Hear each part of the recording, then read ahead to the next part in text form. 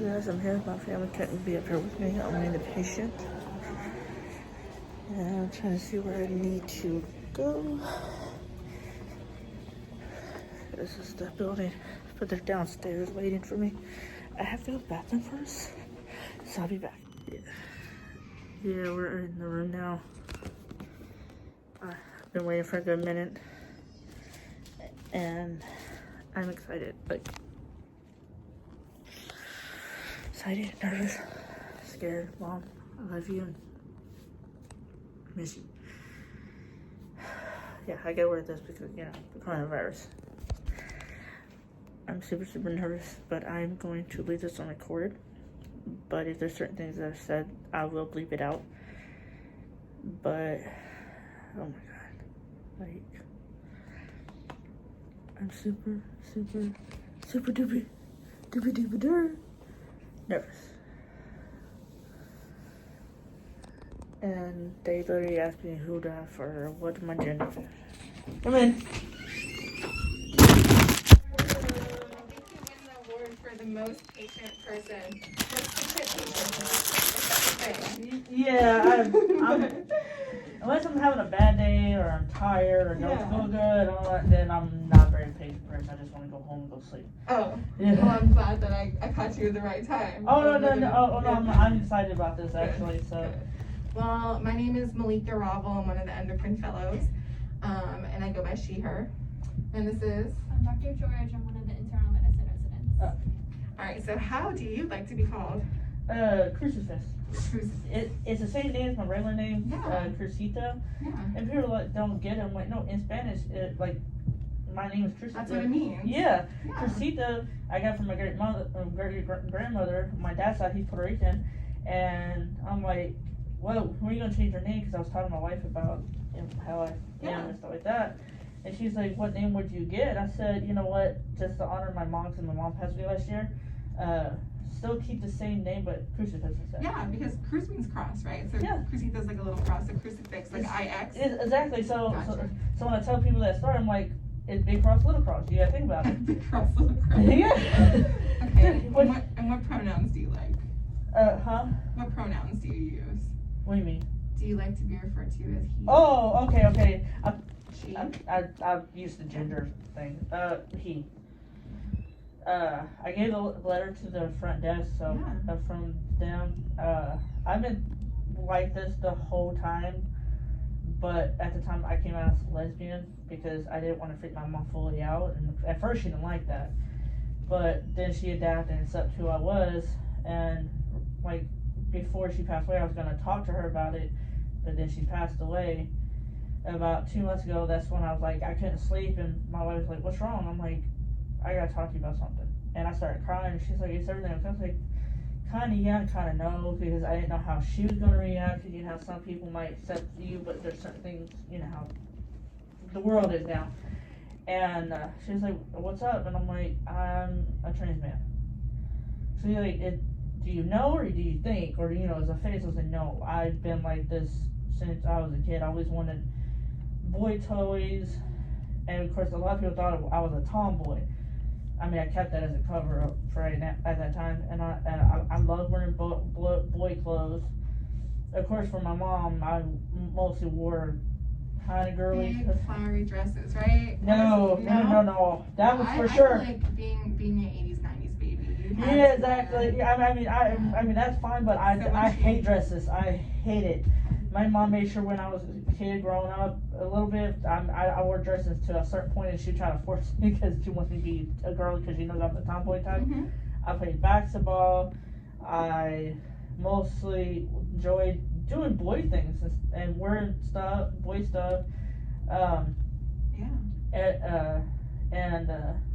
it's just I'm finally coming up. You found the words to kind of express what you've been feeling. Yes, all the time. And before I made the decision to do this, my daughter. So after I talked to her, my daughter woke up and heard us talking. She's like, "What's up?" Because she calls me dad anyways. Mm-hmm. And I told her how I felt, and I said, you know, I'm praying God you don't reject me, you know, because that's the worst thing out of your own kid. And she's like, "What? No, Dad, what's wrong?" And she didn't know what trans man was. so we explained it better, kind of YouTube. Of course, we didn't show anything how it happened. It's just showing like after the girl, gets this cut off. They show the stitches, and I show some more trans that showed a woman picture to a man picture. She's like, oh, so you're a man inside? I'm like, yes. Oh. She's delayed, like she's 11, but her mind's a 5-year-old, but she is smart on certain things if you explain it right to her. And she's like, so I get to have a real dad? Because her dad don't have no part of her. The only time he does it unless I drop he wants me to drop child support, tax time, or at the time when I'm single, so that he don't have to work. And she's like, no, I get to have a real dad, instead of besides a mom, because she knows I will always be her mom. Yeah. That I'm not gonna take away from her. But she's like, no, I love you for who you are, and I accepted it. And I started bawling because scared. You're going to principal's office, you're in trouble. I'm like, really, Mia? Please tell me you're not being joking around. And she's like, no, Dad, I love you for who you are. If you're happy, I'm gonna be happy. I get to have a real dad. Mm-hmm. It was like a magic moment. I can imagine. Yeah, and then when I told my dad, he pretty much disowned me. And ever since then, he's been treating me like crap and barely talking to his granddaughter. Was he very close to you before this? After my mom passed away, he got closer, but before that, he was kind of close, but he didn't really understand my situation, so I always went to my mom. So she knew what I was going through besides the training. I think she knew, but not fully wanted to ask me because she was afraid it might defend me. Yeah. My mom would have understood it if she was still alive. Okay. She would not probably fully accept it, but she would have because I'm her kid. Yeah. But other than that, I was hurt. I'm still hurt by my dad, but I accepted it and forgive him. And I told him that. I didn't get mad at him about it. Of course, I told him I was a little mad and upset, and I'm hurt. Mm-hmm. I said, but you will always be my dad. I don't care if you disown me or not. I love you, and I forgive you. Mm-hmm. I will always be around if you need me. Until then, I hope wish you the best. Okay. That was hard for me. Yeah. Because I never thought my dad would actually do that. Because after all the other stuff he done for me, good things, besides jumping on me like a kid, whatever, a daughter, that I thought my dad would have my back as much as my mom would have. But right now, me talking about my heart dropping, because it's just how he spoke to me and how he thinks that it's. Because he literally told me, he said, well, I guess for 34 years I've been lied to that you're not a real daughter. I'll love you till you change. But then he was treating me like crap and talking down to me. Like, even my own daughter, his granddaughter, doesn't want to have nothing to do with him either. Oh boy. Well, it's something new. Yeah. And we'll continue to hope that he comes around and gets more familiar. Yeah. So as he gets to see you go through the process, or as he. Oh yeah, he's still on my Facebook. Yeah, he didn't take me off there. I didn't remove him so that he can see. Yeah. How, with or without him, my mom's with me. Always. Like, I had dreams that she, our paths were good, that do whatever you feel is good and happy. Mm-hmm. And that's all I need. Besides my daughter, my wife had my back. That's who else knows outside your wife, your daughter? Mainly everybody now. My aunt, my aunt accepts me. My little sister accepts me. Okay. Of course, my cousins do. Okay. My friends. My older sister, me and her never got along because I always took care of my mom. She didn't. She always did my mom, Mm-hmm. so she always hated me. So I didn't. So other family are there to support you as well, Yeah. friends. And how long have you been married? I got married in June the 22nd of this year. Okay. Great. Congrats. Yeah, thank you. All right. So, what is your ultimate goal? There are different levels of going through the process. There is, there's gender affirming therapy, which is hormones. Yeah. There is surgery, so top and bottom surgery. What is the ideal? I want the outcome? full. Full. Top bottom surgery. Yeah. hormonal transformation. Okay, and what have you looked into as far as hormones? Usually, you know, if someone comes into the office, they've already done all the research, so I have nothing new to say. So what have you seen? Well, I kind of did the research and kind of not, because I have friends, you know TikTok, right? I met a lot of trans people, female and male. Yeah, there's a really big community. Exactly, Sure. and they supported me because I kind of did a few videos of telling them about my dad and crying about it and stuff like that, and they're like, no, you got a great support system. If you need help, talk to us. Any foundation, if they can't pay, like my insurance can't pay for their surgery or whatever, we'll do a fundraiser, you know, all that. And I'm like, whoa. So and they told me kind of about the shots part, and then they told me a pills version, and I'm like, what does it mean? I'm not for sure what. So that I can tell you about. So I'm excited now. I have something to tell you about. So there are different ways. So you know, obviously in our bodies we have either a male hormone or a female estrogen or testosterone, and it's like either one or the other, unfortunately. Some people want to be somewhere in the middle. They don't want to be a man, they don't want to be a woman, but they have to pick a hormone. Yeah. You know? So in our case, we'll pick testosterone. And testosterone can come in many forms, which I'll tell you about. But before we do that, it's important to know that hormonal transformation has some things that are reversible and some that are irreversible, and what to expect. So the first thing to expect when you take testosterone is nothing. You won't see any changes right away. And you're going to take the first shot and be like, okay, where's my beard? You know, it's not, you know, it's going to take some time. No, I've seen, like, yeah, for a long time, of course, I've, like, Instagram, and this one dude that came a big deal, that he's from a female to a trans, and he was showing, like, all these trans people, female or male, showed, like, from the beginning as who they was, and slowly, like, adapt to what they are. So trust me, I don't spell like, oh yeah, Genie, make me jump in. Yeah. You know. I mean, I just, you know, I think I'm that way with things too. I'm like, I do something and I expect it to be like, oh, it's gonna be great right away. Exactly. You know? So I got this haircut and now I'm different, you know. Yeah. Just so you know. Oh, I already got the haircut and everything, so. Oh wow, I like it. I like it. I mean, I gotta fix it a little bit, and but other than that, Good. Okay, so. Usually for complete, like the peak effective hormones takes about 3 to 4 years in most people. So some of the things you're going to notice right away, or first, one is body odor. So more and more stinky. So more sweating, more stinky. I take body baths almost every night, so. But definitely invest in a stronger deodorant, okay? So that's one of the first things. And that unfortunately is going to be an irreversible thing. Once the body odor starts, it's going to continue. 2 is extra growth of body and facial hair, and some people that's the desired effect. So yeah, I'm already Puerto Rican, and I don't like hair, so it's she was talking about that. She's like, you have Puerto Rican and Native in you, and those are the 2 worst things. Trust me. Okay. I didn't know that Puerto Ricans didn't like hair. Okay. No. Some does, some don't. I just hate hair. More clean shaven. Gotcha. No, it's good. She's not a fan of beard, but I said, because I always wanted a beard. And people are like, oh, is that the reason? I was like, no, it's not because I'm a man. I have a man part or the beard. It's not that. It's just that's who you are. That's who I am. Gotcha. You know, and but other than this thing on the shave and all that other stuff. People are like, what about your armpits? Time in the shower. So hair. So once the hair comes, if a new hair follicle develops, it won't go away. So that will be a permanent, irreversible thing. Next, you're going to notice a little bit of enlargement of the Adam's apple. So this cartilage here, you'll get an Adam's apple. Your voice will deepen. That will also be irreversible. So once that starts to happen, it won't go away. No.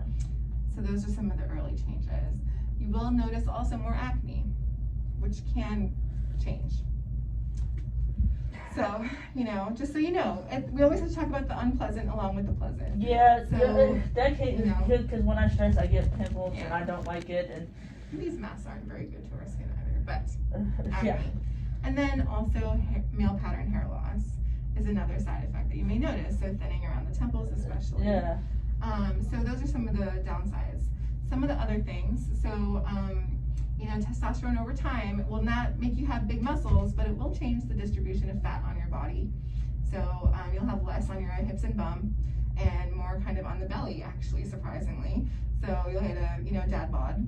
And then, it will help you to define your musculature, and it will help you to have more endurance. So if you start going to the gym and, you want the big muscle body and everything, if you put in the work, testosterone will help you. It won't create it, right? And then, those are the big things. And then you'll notice changes in your moods.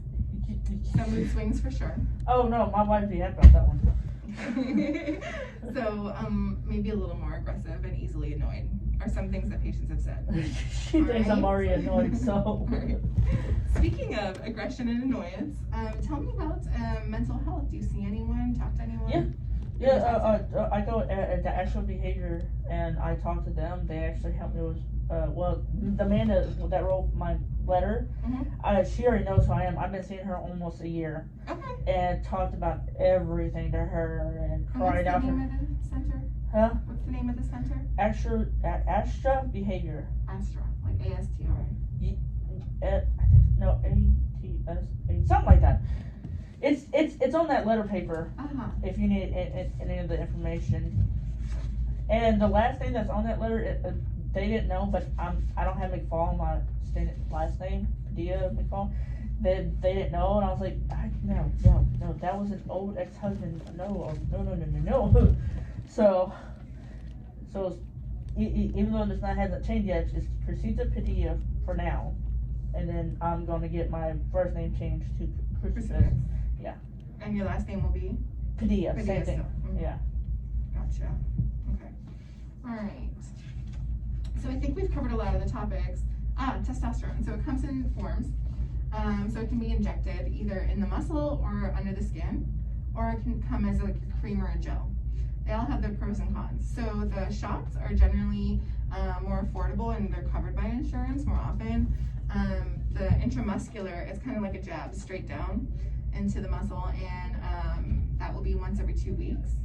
And the needle's a little bit longer because you have to go a little deeper. Yeah. And the under the skin one, you can do the same thing. You pinch and you kind of go in at an angle, and the only benefit over the muscle one is you can pinch your belly and do it in the belly too. As I pinch my fat, sorry. So it's okay. Look at this. I got we're all good. You can do it there. That's once every week. The needle's a little bit smaller. And then the topicals. So the topicals are the benefit of the topicals. Sometimes people say with shots, what they notice is they have like a swing. So, when the testosterone levels get their peak, they feel really great, but then it starts to wean and they start to feel a little tired towards the end. They notice the effect wearing off. Some people. Yeah. It's not everyone. So there is that potential with shots. With the gel, you're putting it on every day. And you should put it somewhere that's not going to touch anyone that doesn't want to have testosterone in their body. So, people do shoulder, people do like hiney, like, I don't know, if whatever. Back of the knee. I can't do the cream because my wife cannot keep her hands off me, so I need just the shots. Shots, gotcha. Yes. So you'd be interested in shots, which we can have someone teach you today how to do injections. We'll have one of our nurses come and teach you, okay? So I'm able to start that today? So what we can do today, we'll do some baseline labs. And, I'll review your letter from your mental health provider. And then based on your levels, once they come back, we can start injections. And we're going to start low and go slow. Okay. So we'll start at a low dose and, kind of come back and see you after 6 months and see where your levels are. Okay. Recheck them and then go up and see what effects you've had and see, how you're feeling. Okay? So we're doing the lab today? Okay. Blood today. And then as soon as the blood work comes back, then we are allowed to prescribe the testosterone. Okay. But you'll learn how to do the injections today so that you can do it at home. Okay? All right. I get my dollar shots. Okay. All right. So, what questions do you have? About the surgery part. Mm-hmm. Where, like, after those shots, all that stuff, where does that start? So that is at any time in the process, and that is up to you. And, that would require a referral to a plastic surgeon. So we can definitely refer you. But keep in mind, insurance does not always cover. Yeah, that's what and, my knowledge of that side of it is like, this much. So they'll be able to tell you more about the process. Yeah. But I do know, when you have top surgery, they don't just remove the breast tissue, but they actually sculpt to look like more of a mellow Like, version. Mm-hmm. Yeah. So it's not just a flat with a scar, like a mastectomy for breast cancer. So they do, and it's really important to get someone that knows this. Yeah. And does it that way. Yeah. So we will refer you. Family history. Does anyone in the family have a history of like early heart disease, stroke, blood clots? My mom, that was one of the reasons why she passed away. She had strokes. She passed away in July last year. For 6 months, she had strokes to the point that were like little dots in her brain when she was in the hospital before she passed away. Why did they think it was happening? They don't know because she had pneumonia in her both lungs for a while, and her brain was swell. She at the end of like the past few years, she did have bad heart. My grandma, she had blood clots really bad, and she was on the table, and one was in her heart that killed her on the table. So how old was mom when she passed away, roughly? She was 62. And your grandma? My grandma, I don't know. I was 4 months old. I was just born. I mean, she was. I'm trying to remember what my mom said. I want to say her in late 40s, maybe her early 50s. That when my grandma passed away. Okay. So the other thing that testosterone does, it can make your blood a little more thick. So make you have more red blood cells. That's kind of why you feel like you have more endurance at first. But whenever it gets too thick, it can occlude blood vessels and cause either like loss of vision or strokes or heart attacks. So we do monitor your blood count. So Okay, that's another thing to keep in mind. Okay. All right. Okay. And then, Dad, what kind of medical conditions does he have? To be honest, I don't know. All I know is mostly hip problem. Just more, I guess, when you get older, that health problem kind of stuff. Because he didn't really have much problem because he was in the military. So after the military, he always kept up shaved and active. So he was. I'm not calling my mom lazy because she always worked. She was always on the go and everything. And when the pneumonia was kicking her excuse my language, ass, that she was literally passing out to the wheel. So she was the one that didn't want to go to the hospital or get help. She just wanted to get everything done and take care of everybody else. My dad could. Sorry. Do you smoke or vape? No, I vape every once in a while, but not very seriously. Like every once in a while, like every other week. If that makes sense, just to have a taste of flavor, I guess, or something like that. Okay. Keep in mind, smoking and vaping increase your risks of having all those clots and things like that. Okay. So on testosterone, we do recommend not doing those things. Okay, then I won't. Okay. All right, perfect. How often do you use alcohol? Very rarely. Okay. I mean, I know I'm Puerto Rican. People I used to drink, but I just do it every once in a while just to relax. Any marijuana? No. Or cocaine or heroin or anything else? Oh, okay. And do you work? No, I'm disabled. What are you on disability for? For my PTSD. Well, I'm waiting for SSI to call me. I'm trying to get on disability. I have seizures. I have PTSD, anxiety, depression, and a very bad hip problem right here. That found out there's a rip hip. So I got to talk to my doctor about that. Okay. And any surgeries in the past? The only thing is my C-section. All right. I think I asked you 5 million questions.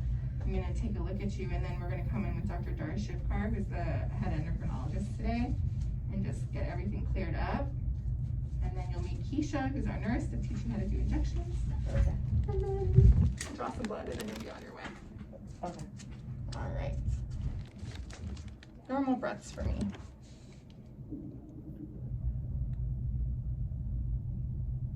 Really deep ones now.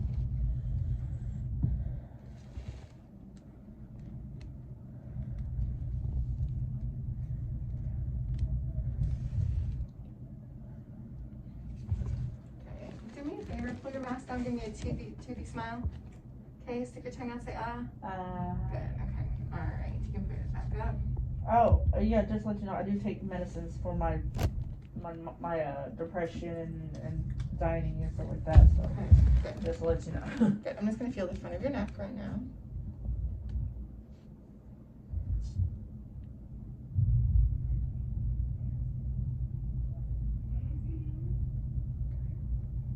me a favor, stick your hands straight out like this. Good, put them like this, like you're gonna fight. Okay, push against me. Pull back, please. Okay, can you lift this knee to the ceiling? This one? Good. Alright, so let me go grab Dr. D. We'll have her say hi. And then we'll get you on your way. Okay, Thank you again for being so patient. No problem.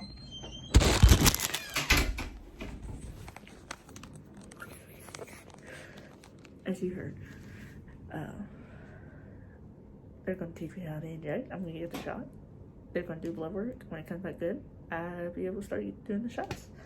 And then they're going to refer me to the surgeon for my top and my bottom. And we're going for waiting for the other doctor to come in. But I'm going to cut it off right here right now. And they're going to do blood work. And then I'll have to get you back in the suit. Oh, guys. Beautiful days. Ooh, ooh, ooh, ooh. Down, down, down.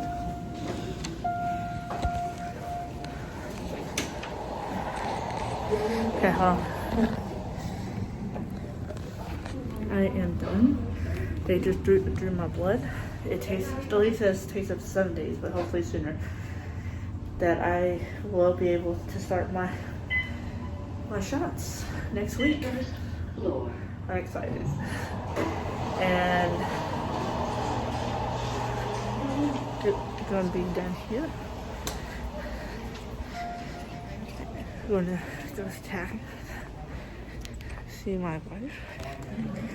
Right there. Louisville is like New York. No, it's pretty much just very close to it.